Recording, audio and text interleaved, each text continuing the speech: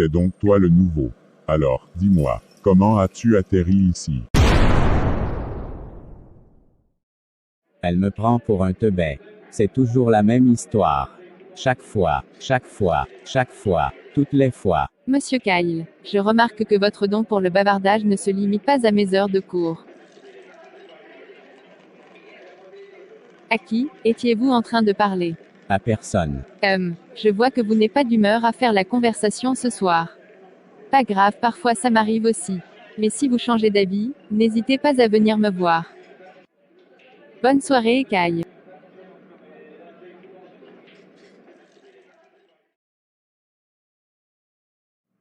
Le curé se tenait sur un rocher, debout, devant tout le monde. Ensuite, il pointa l'arme sur sa tête.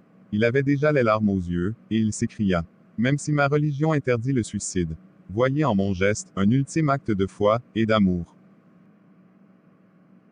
Et là tout d'un coup, le jeune homme s'approcha de lui, et dit: « Non, non, ne tirez pas dans la tête, car la cervelle est la partie que je préfère. »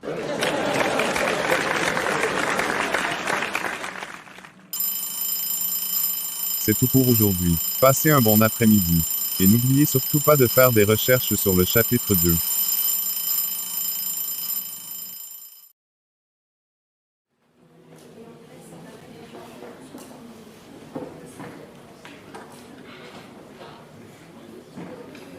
J'ai bien envie de rentrer avec toi.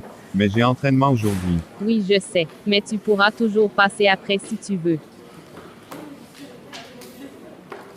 Je vais essayer de ne pas trop me dépenser alors. T'as plutôt intérêt. À tout à l'heure, chérie.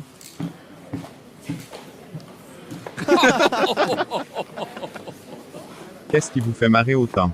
Bande de Mec, arrête de la regarder comme un gogol, et rejoins-nous au terrain de basket. Non. Désolé les gars. Aujourd'hui ce sera sans moi. J'ai quelque chose de beaucoup plus intéressant à gérer.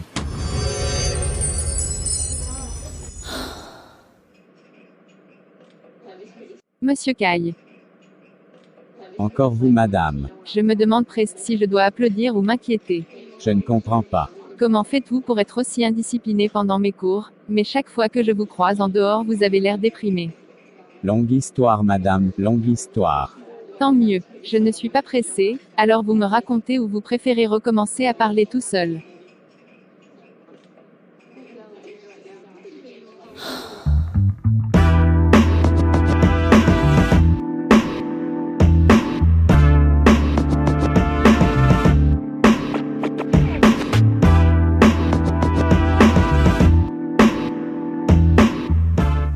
C'est pas trop tôt, j'ai cru un instant que je me suis épilé pour rien.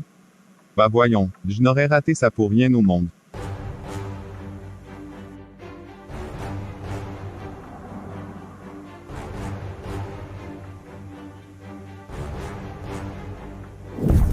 Je vois. En fait, le problème c'est que tu es un peu trop collant. Chaque fois que tu fais un pas vers elle, tu dois la laisser en faire un aussi, avant d'enchaîner. Pas. Hier, elle a eu l'occasion de faire un pas. Et celle-là, elle l'a bien saisie. Ton accent est particulier. Alors dis-moi, tu es originaire d'où? Ça y est, tu vas encore la rejoindre, n'est-ce pas? Elsa, franchement, tu ne vas pas recommencer avec ça maintenant. Vas-y, de toute façon tu ne me reconnaîtras jamais à ma juste valeur. Mais si tu crois que tu pourras continuer à jouer sur 2 tableaux, tu te fous le doigt dans l'œil. Mon Dieu Elsa, pourquoi tout gâcher alors qu'on est bien comme ça? Tu sais quoi? Dégage, je ne veux plus te voir. Va te faire foutre Elsa. Va te faire foutre. Tu parles comme si j'étais le seul fautif ici. Tu couches avec le mec de ta meilleure amie. On est 2 dans cette merde, alors ne viens pas me donner de leçons de morale.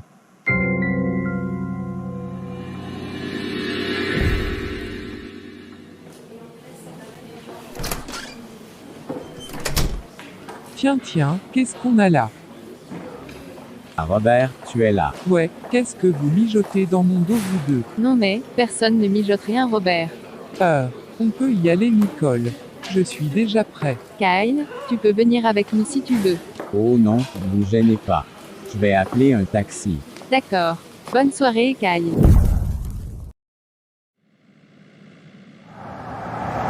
Pourquoi tu me regardes comme ça? Écoute, je ne vois pas d'un bon œil cette proximité soudaine que tu as avec mon ami.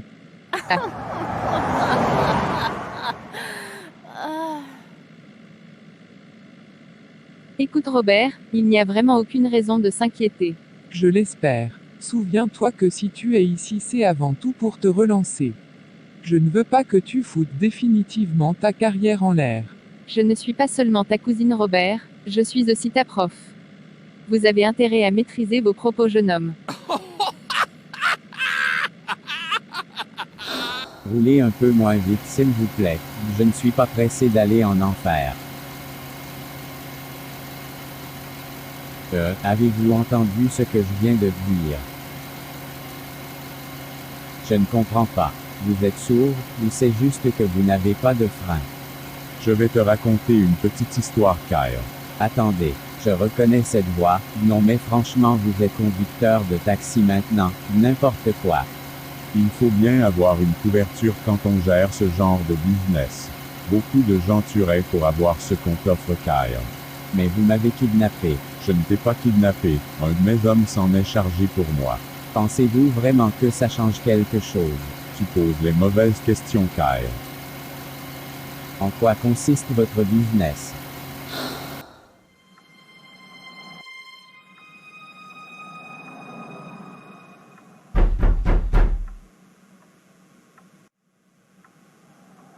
Mon Dieu, Penny, tu as dû beaucoup veiller pour trouver tout ça. Ah ça oui, Blaise, tu n'as pas idée. Donc, tu penses que c'est Gonzalo Ramos le chef de la mafia? Je ne pense pas que ce soit lui. Comment ça? Tous les petits dealers ont un lien avec lui. Oui, mais quel grand mafieux fait tous ses voyages sans garde du corps? Il conduit lui-même sa voiture, alors que ces gens-là adorent le pouvoir. Ils adorent avoir des gens à leur service. Des gens qui font le sale boulot à leur place. Penny, les grands mafieux sont connus pour ne pas se faire remarquer. Je ne t'apprends rien. Tu vois ce mec-là, il s'appelle Léon Burner, 38 ans, très bien connu des services de police. Il a été arrêté je ne sais combien de fois. Bagarre, trafic de drogue, vol à main armée et j'en passe. Il est actuellement en liberté conditionnelle, devine qui s'est rendu à son domicile 2 fois la semaine dernière. Gonzalo Ramos. Bingo. S'il était vraiment en haut de la chaîne, il ne prendrait pas le risque de laisser des traces d'interaction directe entre lui et les petits dealers. Je veux bien me fier à ton intuition. Mais c'est pas moi qu'il faut convaincre. Justement, c'est là que tu interviens. Ah non, Penny, ne me demande pas l'impossible. Tu es le seul qui puisse faire la différence, Blaise. Depuis que tu as coffré Kubradowski, nos supérieurs t'ont à la bonne. Si c'est moi qui leur présente ces éléments, ils voudront qu'on procède immédiatement à l'arrestation de Ramos. Et si on découvrait par la suite que c'est toi qui avais raison, que ce n'était pas lui la tête de la mafia, on perdrait toute chance de retrouver celui qu'on recherche vraiment. Bon, je vais voir ce que je peux faire. Attendez, c'est donc du trafic de drogue que vous me proposez, alors ça jamais. Il paraît qu'il y aura bientôt les élections pour déterminer le successeur de votre ancien vice-président étudiant. On dirait que vous êtes bien renseigné. Vous devez avoir des contacts parmi les étudiants. Alors pourquoi ne choisissez-vous pas tout simplement quelqu'un d'autre parmi vos contacts? Nous avons constaté que notre produit était très apprécié par les jeunes de ton âge. Mais où peut-on trouver beaucoup de jeunes? À l'université évidemment. Le problème c'est que dans cette ville il n'y a que 2 universités pour les gosses de riches capables de payer régulièrement notre produit. L'autre université ne fait pas partie de notre territoire. Donc on avait commencé à distribuer le produit dans ton établissement par le biais de mes contacts comme tu dis. Et pourquoi avez-vous arrêté? La règle numéro 1 qu'on enseigne à nos hommes, c'est de ne jamais goûter le produit. Non seulement eux ils consommaient le produit, mais ils nous devaient de l'argent. Une fois qu'ils deviennent complètement accros au produit c'est n'importe quoi, ils deviennent incontrôlables. Et en quoi suis-je différent d'eux? Comment pouvez-vous me faire confiance? On a eu pas mal de problèmes avec la police ces derniers temps. Il fallait qu'on choisisse de meilleures personnes pour gérer les choses. Des gens comme toi, je te connais mieux que tu ne le penses, Kyle. Je sais que ton père est dans le monde des affaires, et je suis sûr que tu as le sang des affaires comme lui. Merci, en effet je suis très intelligent. Tu sais, personne ne réussit autant dans le monde des affaires sans faire de petites magouilles. Et je suis sûr que ton père ne fait pas exception à la règle. Ça devient insupportable, venez-en aux faits. Tu as l'opportunité de devenir plus riche que ton père Kyle. L'idée est simple, tu deviens candidat aux élections. Tu remportes les élections, tu choisis des gens de confiance qui seront chargés de la distribution du produit. Ils seront à tes ordres et toi tu seras l'intermédiaire entre eux et nous. Vous ferez tous beaucoup de fric. Dans quelques années tu finiras tes études. D'ici là ton père commencera à se faire vieux, il te cédera très certainement ses entreprises. Ce qui nous servira à tous de couverture, en plus on pourra y blanchir tout l'argent. C'est un partenariat à long terme que nous te proposons, Kyle. Attendez, vous voulez que je dépose ma candidature pour l'élection du vice-président étudiant, MDR? Savez-vous combien d'étudiants il y a dans mon établissement? 6 000. Savez-vous combien d'entre eux me connaissent? Un seul. Il s'appelle Robert. Et vous me parlez de remporter les élections? De la bonne blague. Tu as le don d'être vraiment négatif, Kyle. Ça, c'est vous qui le dites. En tout cas, merci de me déposer chez moi. Je vais quand même te laisser mon numéro. Quand tu auras pris conscience de tes capacités, tu m'appelleras.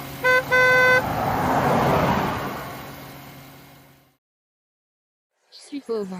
Je suis pauvre. Ah, c'est pas pratique d'être pauvre. Non, non, je vous le déconseille vraiment. Ah, non, c'est pas vraiment pas intéressant d'être pauvre. Quand je vais au distributeur, le distributeur, il me dit, ah non, non, non, c'est pas possible, madame. Vous savez quoi? Je suis devenue féministe. C'est grâce à ma mère. Elle est morte. Oui, je sais, ça paraît hardcore comme militantisme. Mais c'est que depuis qu'elle est morte que j'ai réalisé tout ce qu'elle faisait dans la maison. Parce que maintenant je vis seule avec mon père. Et c'est moi qui dois le faire. J'adore mon père. Non mais franchement, j'adore mon père, mais en fait si vous voulez un chômeur qui paye pas le loyer, et fait aucune tâche ménagère, bref comme colocataire il est éclaté au sol.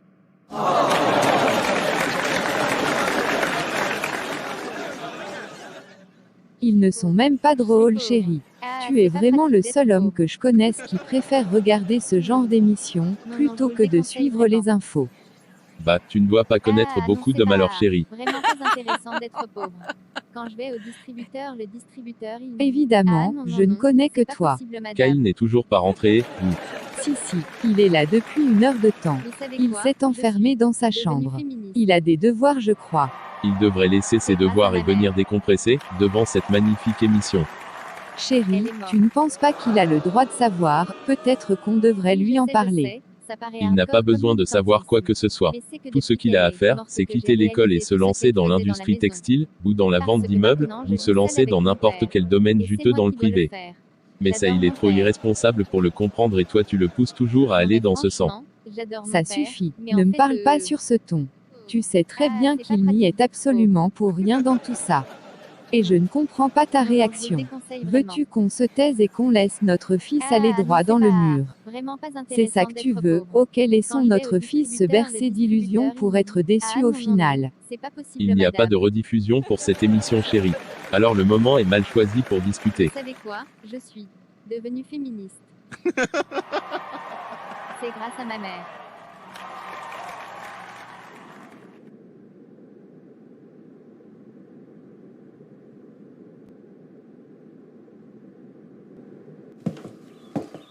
Bonjour maman. Bonjour mon cœur, j'espère que t'as bien dormi. Ouais, disons que oui. Dis maman, penses-tu que je ferais un bon vice-président étudiant? Oh non, t'inquiète. C'est juste une idée comme ça. Je me disais que pour une fois je devrais prendre un poste à responsabilité, essayer quelque chose de nouveau. Ce sera certainement enrichissant comme expérience, je suppose. Je me disais exactement la même chose. Déjà, il faudrait qu'on arrive à convaincre papa de financer la campagne. Parce que, il faudra payer pour les pancartes, louer les salles, payer quelqu'un pour écrire mes discours, embaucher une chargée de communication, payer des gens pour faire du bouche à oreille et j'en passe. De toute façon, je dis ça comme ça. C'est pas comme si j'allais vraiment m'inscrire. Tu commences toujours en disant non. Mais d'ici quelques jours je suis sûr que tu auras déjà changé d'avis. Écoute Kyle, ce dont tu me parles là va sans doute coûter pas mal d'argent. Et on ne peut pas se permettre d'en perdre actuellement. C'est-à-dire, les affaires ne marchent plus vraiment pour ton père depuis un moment. Il a fait faillite et on est surendetté. On a dû hypothéquer, enfin bref la situation est vraiment catastrophique. Mais tu le connais lui et son ego surdimensionné. Il ne veut pas que tu le saches, il a peur que les médias le découvrent, il n'a pas envie d'avoir honte. Pour tout te dire, même si tu finis ta licence on n'a plus les moyens de te payer le master. Je ne te raconte pas tout ça pour te stresser, mais c'était important que tu saches. Donc, quand tu parles d'élection, je ne pense pas qu'il sera très enthousiaste. Je vois. Non mais, de toute façon je disais ça juste comme ça. Tu me connais, je fais des blagues par-ci par-là. C'est pas vrai, ne me dis pas que le bus met autant de temps à venir chaque matin. En plus une fois qu'on sera dans le bus on devra encore marquer 2 arrêts avant d'arriver à destination. Donc t'es pas au bout de tes peines crois-moi. C'est quand même un peu dingue, on suit les mêmes cours mais on ne se parle quasiment jamais.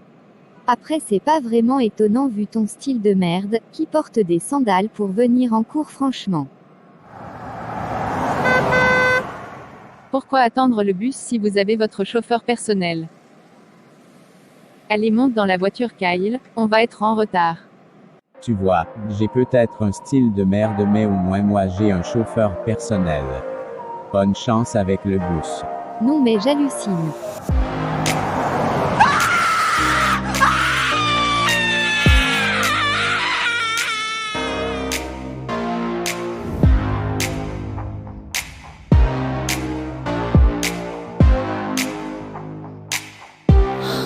Alors, c'était qui cette jolie jeune fille, ta petite amie, ta meilleure amie, ta sœur?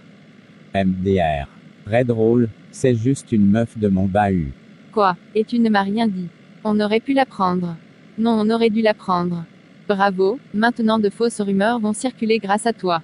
Non, t'inquiète elle est pas bavarde. Tu as plutôt intérêt. T'es très intelligent mais tu ne fais attention à rien. D'ailleurs je ne comprends pas ta manière de t'habiller, fais un minimum d'effort Kyle. Franchement, qui vient en cours en sandales? En plus j'ai eu ton message hier où tu parlais des élections, mais j'étais occupée. Je pense que c'est plutôt une bonne idée. Je pense sincèrement que tu as ce qu'il faut pour être un bon vice-président étudiant. J'en ai plus envie. Va falloir qu'on travaille ton ambition aussi à ce que je vois. Bref, ça te dit qu'on se voit après les cours ce soir, juste pour discuter, comme la dernière fois. Ok, on fait ça où? Je pense qu'on sera plus à l'aise chez moi. Ça pourrait être mal interprété si on nous voit trop traîneurs ensemble dans l'établissement. T'as pas tort. Mais le problème c'est qu'à la maison, il y aura Robert. T'inquiète, je me charge de ça.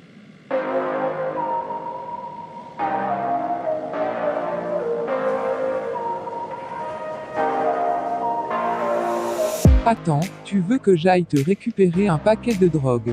Chut! Quelqu'un pourrait nous entendre. Tu sais très bien que j'irai en enfer pour toi s'il le faut, mais là tu m'en demandes trop. Dans quel putain de merdier tu t'es foutu Kyle? La situation financière à la maison est désastreuse Rob. Oui je sais, tu m'as déjà expliqué 10 fois. Mais, tu m'en demandes trop Kyle. Pitié Rob, juste une fois. Une seule fois et on ne recommencera plus jamais. On risque de perdre la maison. Je ne sais même pas si je pourrai poursuivre mes études l'année prochaine. Tu sais que je m'en serais occupé moi-même si c'était possible. Mais j'ai une urgence à gérer. Bon, ok. Super. Ce sera après les cours. Une fois que tu récupères le colis, ne rentre surtout pas chez toi. Je ne voudrais pas que tu prennes davantage de risques, va plutôt chez moi. D'ailleurs j'ai acheté les 3 derniers films de classiques Marvel. Demande-les à ma mère, elle sait où les trouver. Moi je vais devoir sécher les cours ce matin. Mais je te rejoindrai plus tard dans la soirée. Tiens, j'ai noté ici l'adresse et l'heure du rendez-vous. Ainsi que ce que tu dois dire au monsieur. Ça ne sent vraiment pas bon ton truc. Pas, arrange-toi pour ne pas te faire coffrer.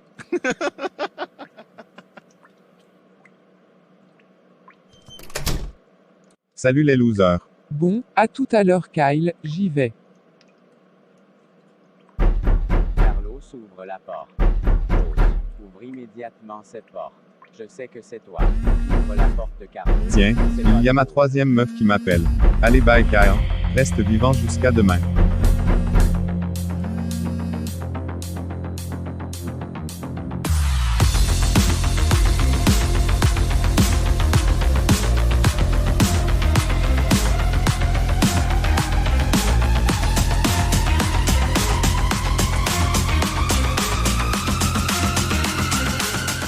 Mais qu'est-ce qu'il fout? Il est déjà en retard d'1 heure de temps. Et il ne décroche pas mes appels. Mais qu'est-ce qui m'arrive? Non, non, non, non, reprends-toi Nicole. Tu es juste une prof et lui ton élève, et il n'y a rien entre vous. Il n'y a donc pas de quoi s'énerver. J'espère juste qu'il ne va pas me poser un lapin.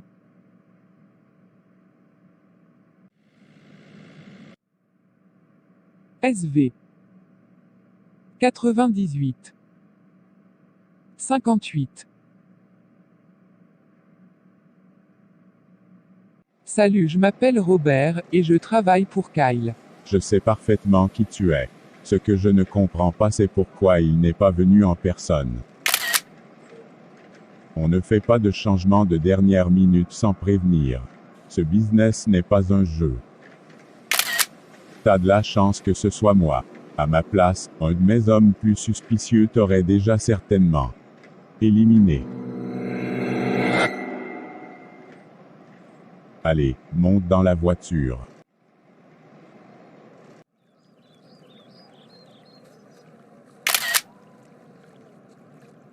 C'est bon, prends le sac et dégage. Tu diras à Kyle de me contacter au plus vite, on a des choses à régler. Le suspect vient de ressortir de la voiture avec un sac bleu. Je répète, le suspect vient de ressortir avec un sac bleu. Il se redirige à présent vers sa voiture. Tenez-vous prêts. Message reçu. Tous les agents sont en place. Je vais tous vous détruire, un à un. Tous.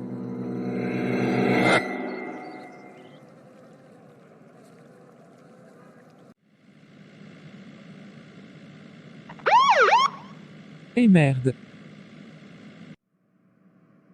Bonjour madame l'agent. Les pièces de la voiture s'il vous plaît. Tenez. Vous alliez où? Je vais voir un ami, pas loin. Puis-je voir votre permis? Oui, je l'ai, tenez. Ok, tout est en ordre. Mais, un de vos phares est cassé. Il n'est pas cassé. Il est légèrement fissuré, et ça ne se voit même pas. En plus, il fonctionne parfaitement. Mais qu'est-ce qu'elle fait?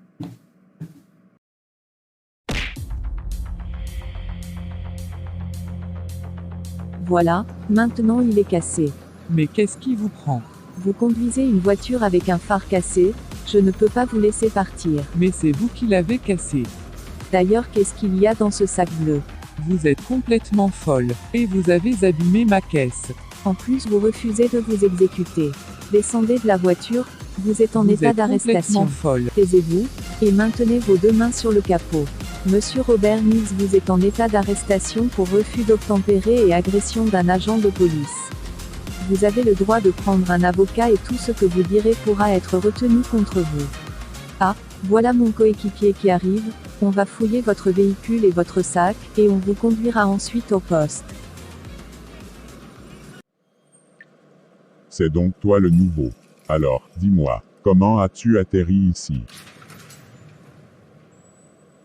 En avion.